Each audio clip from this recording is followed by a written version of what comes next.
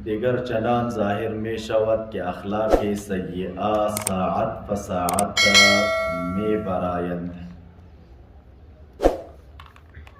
بعضی در رنگ رشته از وجود می برایند و گاهی در رنگ دود بیرون می آیند. در بعض اوقات متخیل می شود که تمام برآمده ان در ثانی الحال چیزی دیگر باز ظاهر می شود و می براید. سالکان ورونو په تیر درس کې مو د امام ربانی رحمت الله تعالی علیه د مکاتب شریفونا د 9 نمبر مکتوب د مبارک ځینې مشاهده هغه ذکر کړلې. اوس راځو یو بل مشاهده ذکر کړي د مبارک هغه مشاهده څه شی ده؟ تاسو یو ځل د عبارت ترجمه واورئ. دیگر چنان ظاهر می شود د مبارک فرمای بیا داسې راته ظاهرېدله که اخلاق سیئه ساعت فساعت می برایند. دغه بد اخلاق دا ساعت په ساعت باندې بیرون وتل او خارجېدل. بعضی در رنگ رشته از وجود می برایند، بعضی پر رنگ د رشتی او د تار کې زما د وجود نه وتل. وگاهی در رنگ دود بیرون می آیند او کله می کتل چې دا بد اخلاق د دود د دوگی په شکل باندې زما د بدن نه وتل. در بعضی اوقات متخیل می شود او په بعضی اوقاتو کې په خیال کې دا خبر راتلا کہ تمام برآمدان دا چې د زما په باطن کې څومره بد اخلاق وو دا ټول بیرون وتلی دي. کله په خیال کې دا خبر راتراله. در ثانی الحال چیزی دیگر باز ظاهر می شود او چې دویم ځل به مې وکتل نو بیا به راته څه شی ظاهرېدل او څه شی به راته ښکاره کېدل و می براید او بیا به مې کتل چې زما د وجود نه دا دوباره روان دي. نو دا یوه مشاهده و د چې د خپل مرشد گرامی ته هغه د خپل باطن حالت ذکر کړی دی. سالکان ورونو راشي تفصیل ته. دا چې د مبارک فرمایي چې دیگر چنان ظاهر می شود بیا داسې راته ظاهرېدل او راته ښکاره کېدله کہ اخلاق سیئه ساعت په ساعت می برایند چې بد اخلاق ساعت په ساعت زما د بیرون نه وتل. دې عبارت کې موږ او تاسو درې لوی خبرې ذکر کوو. اول دا چې د مبارک وی راته ظاهرېدل چې اخلاق سیئه زما د بیرون نه وتل دا ظهور چرته و. دا یوه خبره. دویمه خبره دا چې اخلاق سیئه وی چاته. او دریم دا چې د مبارک فرمای چې دغه اخلاق سیئه مې کله د تار په شکل لیدل او کله د دود په شکل او فکر به مې وکړ چې ختم دی او بیا به مې کتل چې دوباره به بیا را خارج شول. نو دا څنګه را خارجېدل او دا دود او رشته وڅه شی؟ د اولی خبرې تفصیل تراشي. د مبارک چې وی بیا راته ظاهرېدل دا ظهور چرته وه نو دا زده کړي ځان سره دا ظهور وو په عالم مثال کې. په چا کې؟ عالم مثال چاته ویلی کېږي؟ یو دغه عالم دی چې دا موږ او تاسو پکې شتون لرو نو دې عالم ته ویلی کېږي عالم الاجساد. څه ورته وایي؟ عالم الاجساد.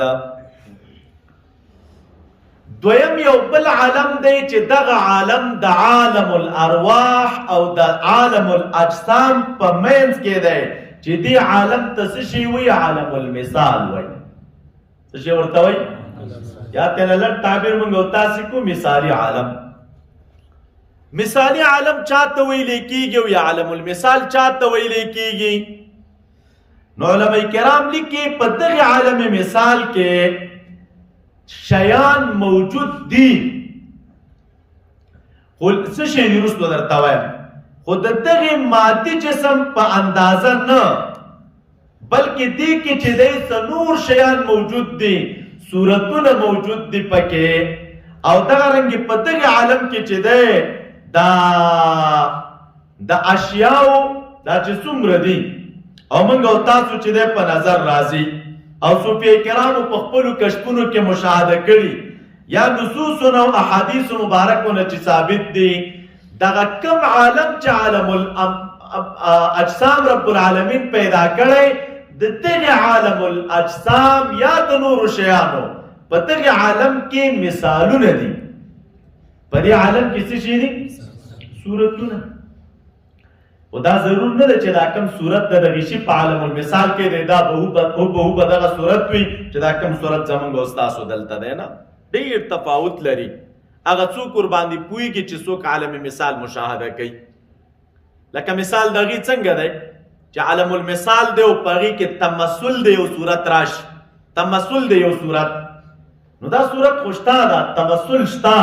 بدلیدل شته. لکه قرآن کریم کې چې د حضرت مریم رضی الله تعالی عنها په باره کې راځي، الله تعالی فرمایي فارسلنا الیها روحنا فتمثل لها بشرا سویا. ګوره جبریل علیه السلام ورته راغی خو په خپل شکل کې قرآن په مثال کې راغی، فتمثل لها بشرا،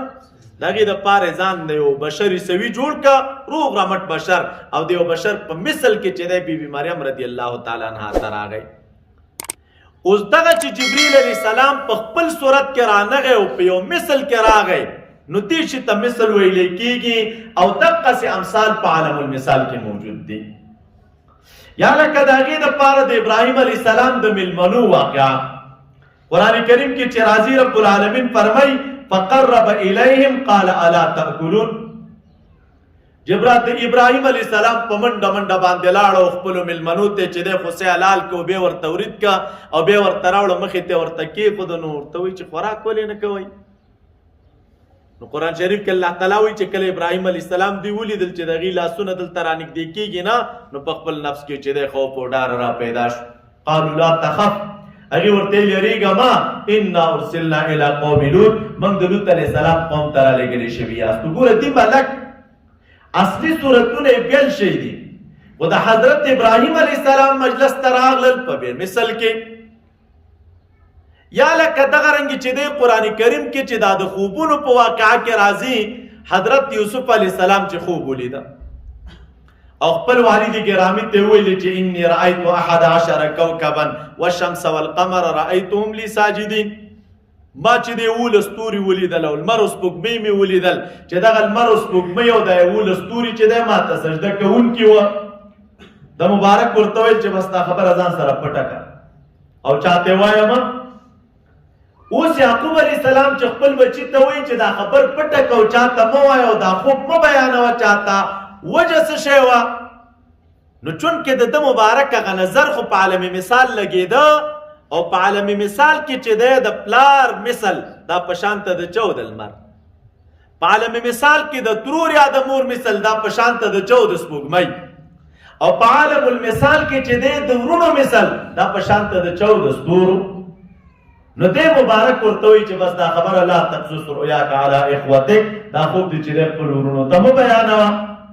نو دا یو عالم دی او د دې شیانو د دغه اجسامو وغیره یا د اعمالو یا د اعراضو دپاره هلته په هغې عالم کې څه شی موجود دي؟ امثال. لکه د یوه خبره چې موږ او تاسو صحیح بخاري کې وایي په دې آخریني جلد کې چې کله مسله د وزن د اعمالو ذکر کېږي، نو معتزله خو دلته یو قوي اعتراض کوي چې اعمال اعراض دي او اعراضو کې قانون دا دی اذا وجد فتلاشا، عرض چې کله موجود شي نو څه شی شي؟ ورک شي. نو چې عالم کله موجود شي چې ورک شه، نو بیا وزن د اعمالو سره کم کېږي. آراشتون نه لري نو وبه تللی شي څنګه؟ نو هلته موږ او تاسې مختلف جوابونه کوو. یو جواب هلته دا کوو مولوي صاحبانو موږ او تاسې وایو چې هلته چې تللی کېږي نو هغه صورت مثالي یا صور مثالي د اعمالو تللی کېږي.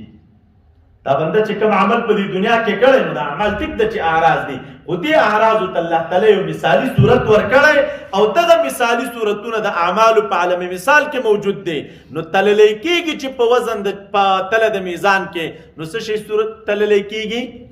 دا مثالي صورتونه. څه شی تللی کېږي؟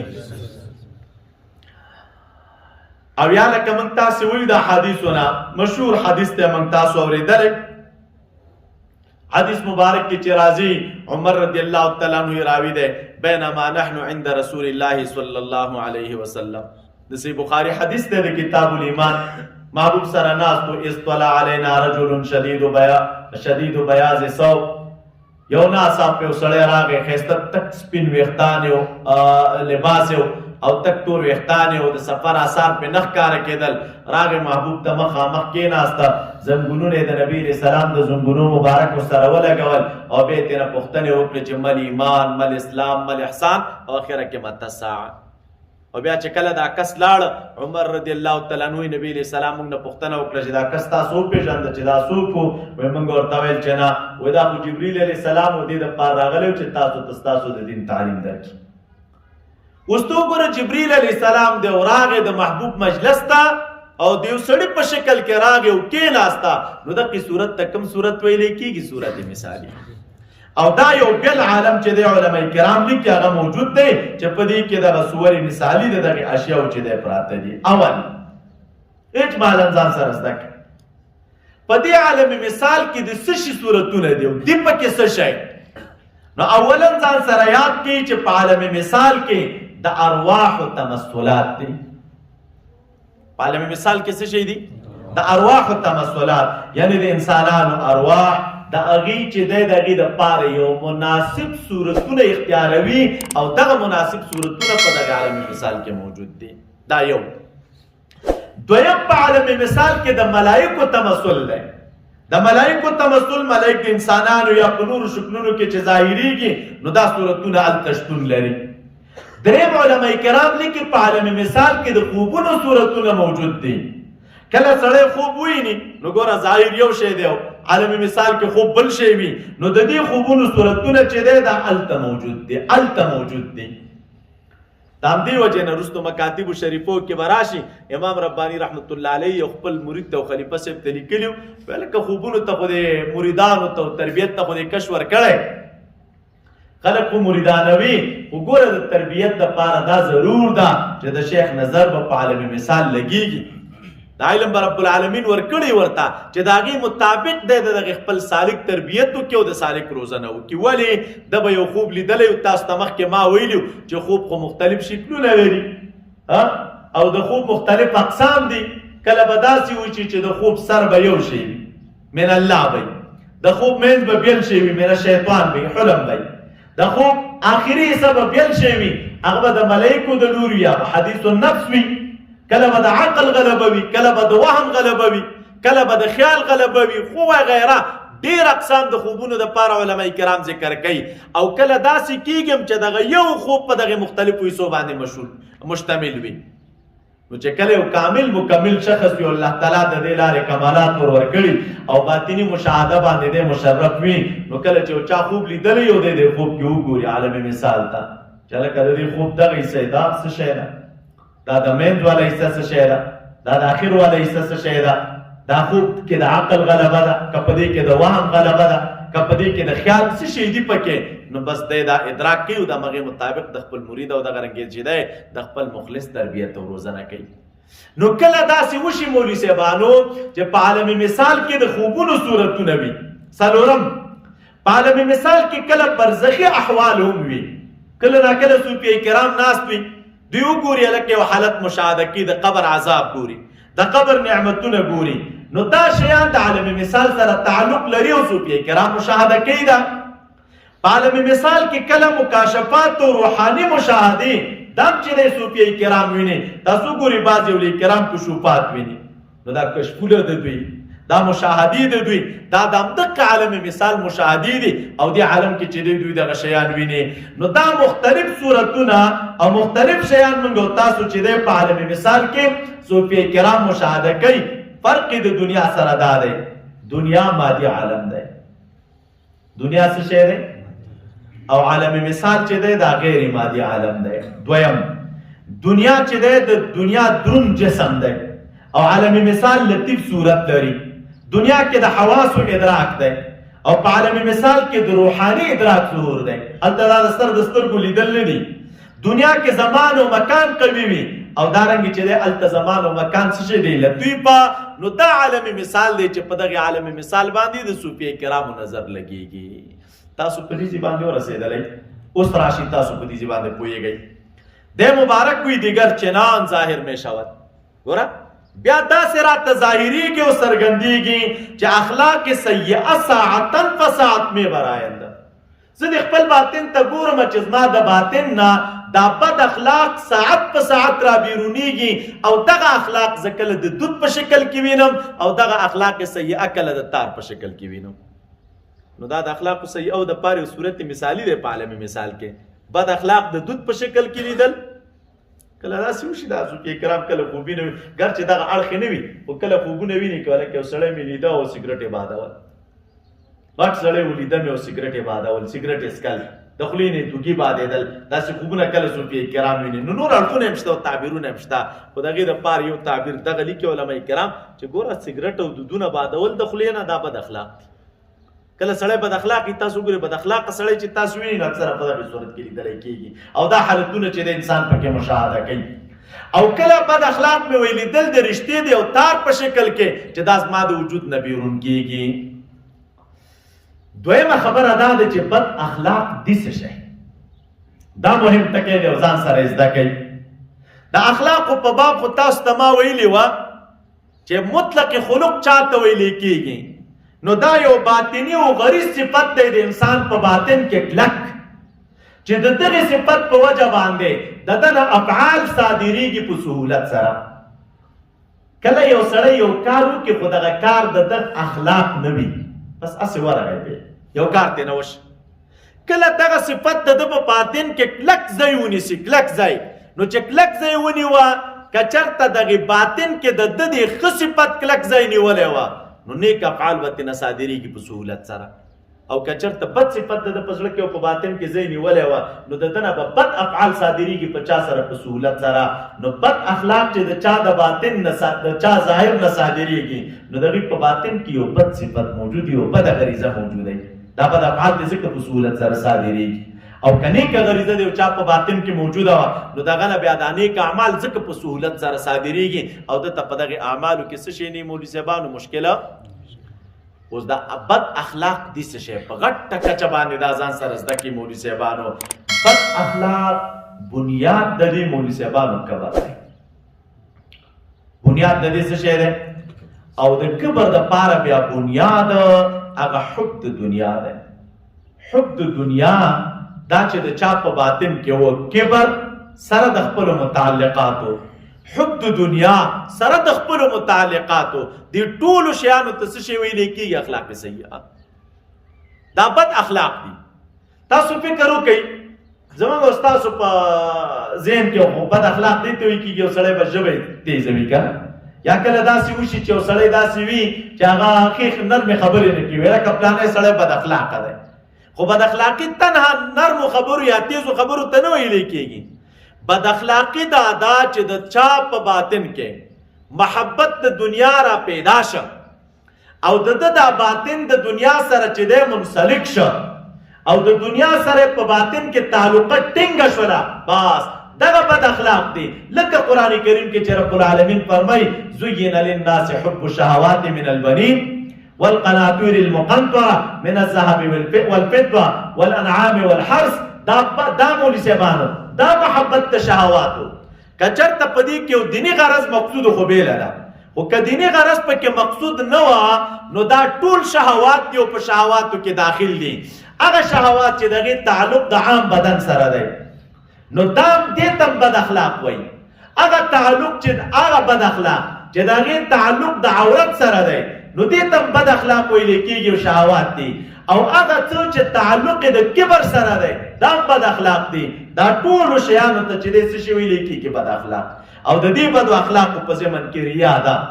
د دې بدو اخلاقو په ضمن کې سمعت ده. سمعت دا معنا چې ته نیک کار کړی او خلکو ته اوري. د دې بدو اخلاقو په ضمن کې مولوی صاحبانو حسد ده. دا څومره باطنی خبائث چې دي چې یو کم سل مرضونه امام غزالی رحمت الله علیه لیکلي دي، دا یو کم سل مرضونه دا ټول په اخلاق سیئو کې داخلي. دا یو کم سل مرضونه دا ټول څه شي دي؟ بد اخلاق. نو چې دا بد اخلاق دي ټوله، نو موږ او تاسو دا تصوف او دا طریقت د الله تعالی د دوستانو سره ناست او دغه په لاس تلمذ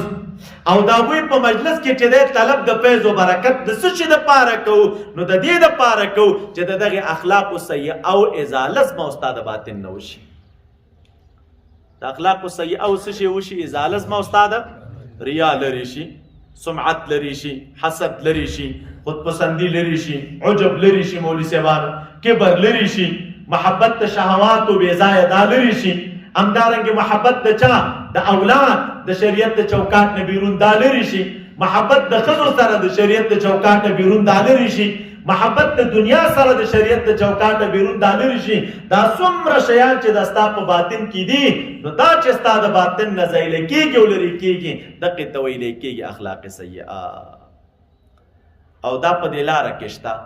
امام ربانی رحمت الله علیه وی امیدل چې اخلاق سیئه دا ساعتن فساعتن زما د باطن نه بیرون کېدل، ساعتن فساعتن زما د باطن نه بیرون کېدل. کله به مې کتل چې دغه اخلاق سیئه دا په مثل د چا باندې و؟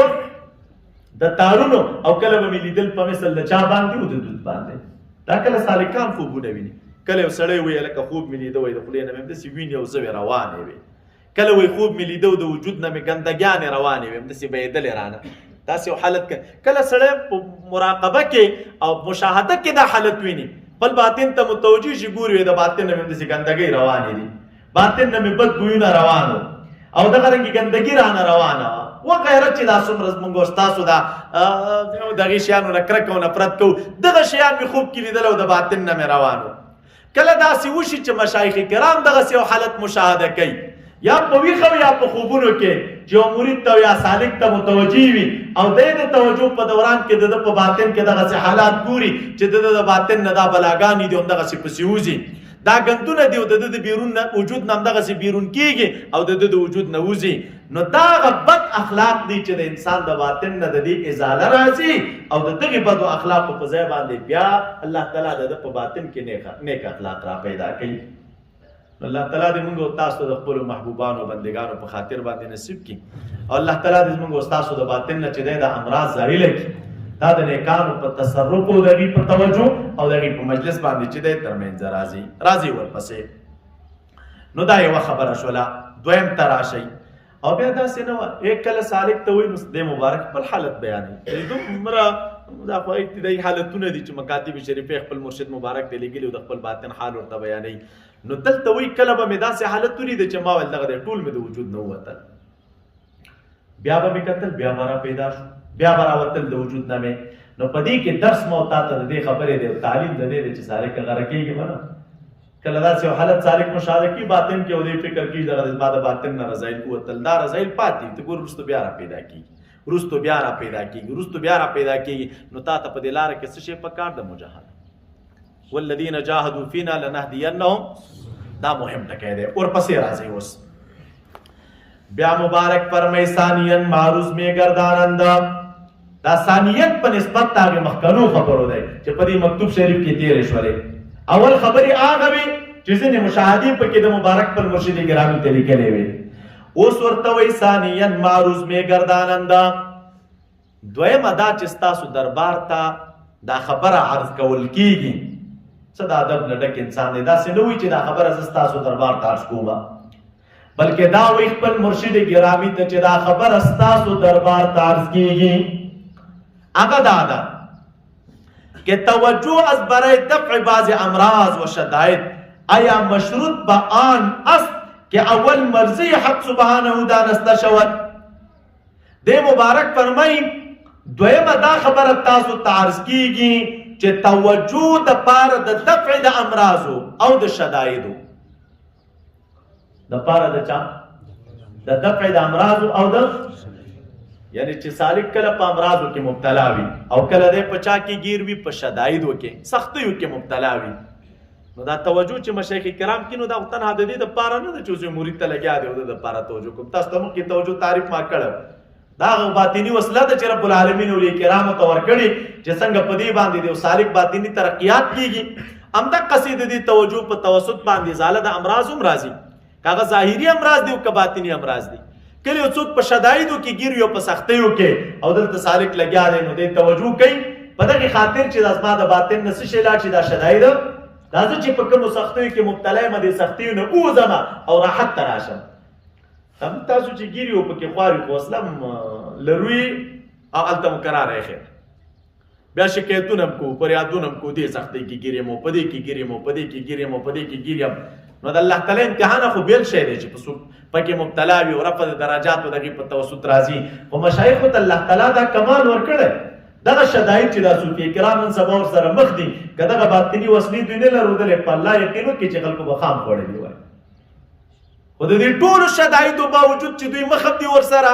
او دا تکلیفونه هم دی او مبتلام دی پکې په امراضو کې په نورو سختیو کې او دا کړیو حلقې ور باندې تنګي او دوی بیا په کې شادان او خوشاله ګرځي خو جدا د چې په تعالی د باطنی کمال او د باطنی وسله دوی ته ور کړی وي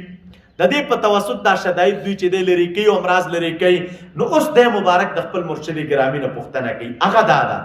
وستاسو دربار ته دا خبر عرض کومه چې توجه د پاره د دپې د بعض امراضو او د بعض شدایدو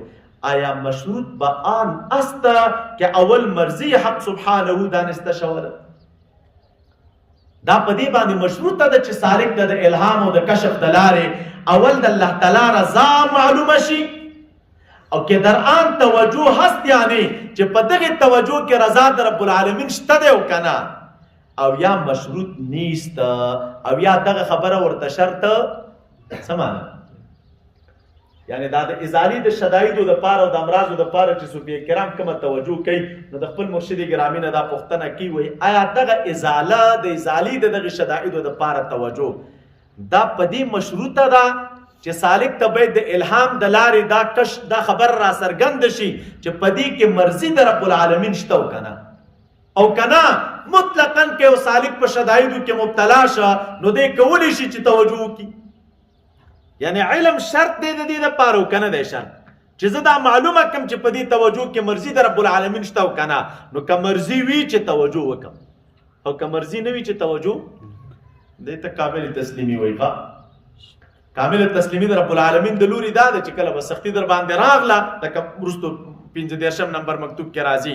نو اوس وی دا خبره لټول پکار دی چې آیا که زه توجه د پاره د ازالې د دغه شداید وکم دې کې مرضی د رب العالمین شته دی او کنه دا مشروطه په دغه مرضی ده او کنه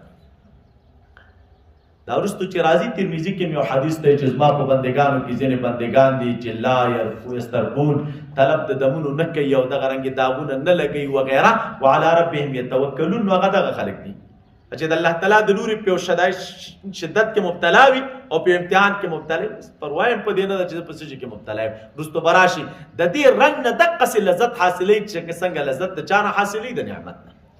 او نظر په دې نه چې پرنج او تکلیف کې مبتلا یم بلکې نظر په دې کې وي چې دارنج او تکلیف ماته د چا د لوري دی د چا د لوري دی نو چې د هر چا د لوري وي د رب العالمین د لوري دی نو دغه نه لذت او خوند داخلي نو بیا مبارک فرمای ګوري ورته آنچه ظاهر از عبارت رشحات است ویتن ماته چې د رشحات د عبارت نه خبره ظاهریږي که از حضرت خواجه قدس الله تعالی سره الاقدس نقل می کننده چې د خواجه قدس الله سره الاقدس نه نقلی چې هغه څوک دی خواجه عبید الله احرار رحمت الله علیه وی پر اشحاد کې و خبره ده د عبید الله احرار صاحب نه نقل کړي ده وی د هغه خبرې نه مفهوم می شوه ده دا خبره را ما فهمیږي کې نیست کې یعنی دغه نه دا را معلومیږي چې لکه دا مشروط نه ده په دې باندې چې سالک به دا معلومه کی چې په دې توجه کې مرضی در رب العالمین شته دی وکنه نو د رشحات عبارت ده چې دا عبید الله احرار صاحب نه را نقل کړی چې مخکې مې درته ویل چې په رجال اربعو کې یو رجل د طریقې نقشبندۍ مبارکې دی وی دلته د عبارت نه دا معلومیږي چې توجه د پاره د دفع د شدایدو دا مشروطه په چا باندې نه ده په علم باندې. او د مبارک فرمایي نو د هم چې نوړو کې سړی خو نه دی وی رشحات کې خبره دا وه خدای مبارک فرمایي درین باب بهر چه حکم فرماینده با آن کی خوشی نمی آید توجه کردنه و درین باب هر چه حکم فرمایند پدی باب کې چې تاسو ما ته هر رقم حکم کوي څه شی راته کوي یعنی استفسار د خپل مرشد ګرامی نه کوي پدی باب کې چې هر رقم حکم تاسو ما ته کوي چې زه د پاره د رفع د دې شدایدو توجه وکم او کنه نو تاسو حکم ته منتظر یم خو د خپل نظر ته ګوره با آن کی خوش نمی آیت توجه کردن سره د دې نه چې ما خپل ذوق هم دا دی چې توجه کول د پاره د رفع د شدایدو د امراض راته خوښه نه ده یعنی خوند نه راکړي ما ته خپل هم څه شی نه راکړي خوند خو بیا هم ستاسو حکم ته منتظر یم چې تاسو ما ته سره کم حکم کوئ رشحات نه خو دا معلومیږي چې دا مشروطه نه ده او زما خپل ذوق د رشحات خلاف دی د عبید الله احرار صاحب خو ستاسو امر ته چې دی منتظر یم. شارحینو دې کې لیکلي دي د مکتوبات شریف پوه چون کې دا مکتوب خود مبارک لګلی دا چې د مرشد ګرامی د طرف نه بیرته جواب د څه شی راغلی دی دې مکتوب نو هغه دلته نه دی درج او دا چې مبارک هغه ورته لیکلی څه شی دي نو هغه هم دلته درج نه دي چې د دې جواب سوالاتو جواب د مبارک څه شی ورکړی دی. نو خلاصه د دې سوال دار او تعالی ثالثا دریم سوال ذکر کوي چې د رفع د شدائد د پاره د توجه چې سالکان دا لګیږي او کوي آیا دا توجه وای مشروطه پدې دا چې سالک ته دا علم د کشف د الهام د لارې راشي چې پدې کې رضا د الله تعالی شته او کنه نو پوښتنه ته نه کوي چې مشروطه دو کنه دا زه ستاسو د امر منتظر یم. دې تراشی مولوی صاحبانو نو دا خو وړي خبرې نه دي کنه دا خو غټي خبرې دي علم وړو کې سړی نه ده او د چانه چې سوال کیږي نو هغه وړو کې سړی نه ده او بل د شریعت اسرار دی او دقایق دی پټ رازونه دي چې د مبارک را لګیږي او په دې باب سپړي خو دې چې وایي چې په دې رشحات کې د عبید الله احرار صاحب خبر را نقل کړي دا رشحات د چا کتاب دی دا ستاسو پاس محشی ملا صاحب لیکلی دي وایي دا کتاب دی د فخر الدین علي بن الحسین الواعظ الکاشفی دا د چا کتاب دی فخر الدین علي بن حسین الواعظ الکاشفی دا د افغانستان یو عالم دی رشحات په نوم باندې او په دې رشحات کې دا خبرې کړي دي او تفصیلی پکې لیکلی دی مولوي صاحبانو بهترین کتاب دی او د تواعظ ځکه ویل کېږي چې دا ډیر بهترین مقرر و دا حسین کاشفی رحمت الله علیه ډیر خلک به تقریرونو ته راغونډو او خلکو به استفاده کوله ډیر پرفیضه مجلس او صحبت یې لرله او تنها دا کتاب نه چې دا کوم رشحات دی بلکې دا د مبارک نور کتابونه هم دي او د مشهور کتابونو د جملې نه د مبارک کتاب چې دی غو تفسیر حسینی دی د حسینی تفسیر په خوا دلته د موږ استاد صوفي کرام سره ډیر بلد دي او په فارسی ژبه کې دلته ما سره لاندې شته نو او ډیر خسته ترجمه چې دی ذکر کړی دا مسائل په کې خسته انداز کې ذکر کړي په خوانه مولانا وته ډیر استفاده کولې تفسیر حسینی نه نو دا مولوی صاحبانو څوک دی مبارک دغه تفسیر حسینی مصنف دی هم دی گرچه په د باندې د تفسیر حسینی په مصنف باندې مولوی صاحبانو جرح شته او داسې ویل کېږي چې په دې کتاب کې چې دی په دې تفسیر کې کوم روایات چې در اخستې دي کوم روایات در اخستې دي نو دا روایت وایي څه شی دی کمزوري دي دا روایت څه شی دی نو تاسو دا ځان سره زده کړئ مولوي صاحبانو کله چې هغه د تفسیرونو خبره ما تاسو کوله تخصص هغه تیر کال فکر کوم طالبانو ته دا خبره الته واضحه کړې وه دا د هر تفسیر خپل خصوصیتونه د هر تفسیر د صوفیه کرامو تفسیرونه چې اکثرا تاسو وګورئ لکه تفسیر حسینی دی او یا د دې ترڅنګ تاسو وګورئ تفسیر روح البیان دی نو دوی باندې هغه ولولت د ذوق دومره غالب وي کله که دوی ته روایت را نقل هم شي یو روایت را نقل هم شي دوی ته او چې دا روایت د دوی د ذوق مطابق وي او د شریعت د نصوص خلاف نه ښکاره کیږي نو اکثرا دوی په دې لین کې بې احتیاطي کوي او دغه روایات په خپلو کتابونو کې را نقلوي او سره د دې نه که د دې روایتونو سند وکتلی شي نو د سند د لحاظه به دا روایت څه شي وي مجروح وي د سند د لحاظه به څه شي وي مجروح وي خو لیکنه د دوی د ذوق د لارې برابر وي نو هغه مجروح روایتونه د صوفیه کرامو په خپلو تفسیرونو کې لیکلي دي نو چې کله داسې مجروح روایتونه د صوفیه کرامو په تفسیرونو کې را پیدا شي لکه تفسیر حسیني کې یا لکه په تفسیر روح البیان کې یا دغه رنګې په روح المانی کې ځینو ځایونو کې تاسو پیدا کوي نو مولوي صاحبانو تاسو به اوس د دې وجې نه چې روایت یې ضعیف راخستی دی دا ټول تفسیر په لغته نه وهئ هلکه سړی لوی سړی دی کتاب و تفسیر په دقایقو مشتمل دی چې کومه کمزوري پکې نو هغې کمزورۍ ته د کمزورۍ په نظر باندې وګوره ووایه چې دغې باب کې په کار دا ده په دې تفسیر کې احتیاط وشي په روایاتو باندې ډېر اعتماد او باور باید ونه شي بغیر د سند د علما باید قبول نه کړي او په روایاتو کې تحقیق په کار دی باقي نور کم مسایلو باندې چې دا تفسیر مشتمل دی نو هغه بیا هغه شی چې دغه معیار بیا په نورو تفسیرونو کې نه پیدا کېږي او که داسې نه تاسې وګورئ تفسیر روح البیان مطالعه کوي تاسې وګورئ پیدا یې کوي ځان ته دا د روایتونو خبره یو طرف ته کوي او نور تاسې وګورئ چې دا کتاب په څومره لطایف باندې مشتمل دی د نن سبا زمانې ملیانو تاکید ورته دا راته تشریح کا د الله په ذات یقین وکړه کې درته تشریح کی دومره یو عمیق تفسیر دی او عمیق لطایف باندې مشتمل دی او چې احادیثو کمزوري پکې دی نو سند کمزوري پکې دی وی دی پکې نه هغه بل څه نه موږ تاسو پیدا او موږ تاسو الحمدلله دا منشور دې موږ تاسو نو چې کړ سو پیار به موږ نه ګر موږ څه که روایت په تفسیر روح البیان کې کمزور دی بيخي د غیزه نه وای نو ول حدیثو کتاب بل لرو ته معلوم نه کې یو حدیث موږ تاسو راخلو د بل کتاب نه راخلو میدان کې ځکه تاسو ته ګوره بار بار توصیه ما کړې ده هغه شی چې هغه قابل د جرح وي چې سبا تاسو ته په خلک ګوته نیسي او خبره مو مجروح کی بيخي بیانوي ضرورت څه شی ده یا ځینې وخت کې حکایات د صالحینو چې په عامو مجالسو کې خلک بیانوي نو د سره بیانوي ما ولې ځکه که سبا څوک کوري ویل که قرآن او سنت پرېښی دی دغه کیسې کوي نو واقعات د صالحینو زموږ او ستاسو دپاره باعث د عبرت دي د صالحینو د ذکر په دوران کې انوار او برکات راوریږي په هر واقعه د صالحینو کې زموږ او ستاسو دپاره پد پروت دی خو موقع معلومه ده او ځای معلوم دی او چې داسې ځای ته تللی چې هغه داسې عمومي ځای وه نو داسې درندې خبرې به کوي چې هغه څوک ونه غړي او داسې په اساس او په قوي ساق او په پونډۍ باندې مضبوطې خبرې باید وکړي چې سبا د اعتراض نشانه ونه ګرځېږي ستاسو دپاره ولې قرآن او سنت شته که نه د قرآن او سنت نه چې دا بیرون کوم شیان دي مولوي صاحبانو نو دا خو د قرآن او د سنت تاییدات دي دا څه شی دي دا مؤیدات دي نو مؤید که یو سړی در سره نه مني نو اصل پیش کا او چې اصل دې پیش کا په هغې څوک جرحه نشي کولی او که بیا داسې یو مجلس و چې ته پوهېدلې چې هلکه دا خلک ما سره اوس په اصولو برابر دي مؤید هم را سره مني او مؤید او تاییدات هم را سره مني نو د هغې دپاره که چېرته بیا ته داسې خبره ذکر کوې چې د هغوی ورباندې تسلي کېږي یا د هغې باطني ذوق ورسره جوړېږي نو جوړې که ورسره بیان یې کړ په دې کې کومه ستونزه شته دی خو هغه خبرې چې هغه په ساق او په پونډۍ ولاړې نه وي او مضبوطې نه وي نو هغې دپاره به تاسو ډېر احتیاط کوئ پیش کوئ وینا نو که تاسو ته په تفسیر حسیني کې کوم روایت راغلی او حدیث مو په نظر راغی نو سمدستې خلکو ته بیانوئ مه او که په روح البیان کې درته کوم روایت په نظر باندې راغی نو سمدستې خلکو ته بیانوئ ما چې تر څو پورې مو څه شی نه کړی د هغې باب باندې تحقیق نه کړی چې دا روایت سندن مجروح دی او که نه دی او کومې چې نورې خبرې دي نو هغه خو سره زر دي مولوي صاحبانو هغه بیانوئ هر یوه خبره د کمال نه ډکه ده او په عجیب علمي لطایفو باندې خبره څه شی دی مشتمله ده تاسو په دې ځای باندې ورسېدلی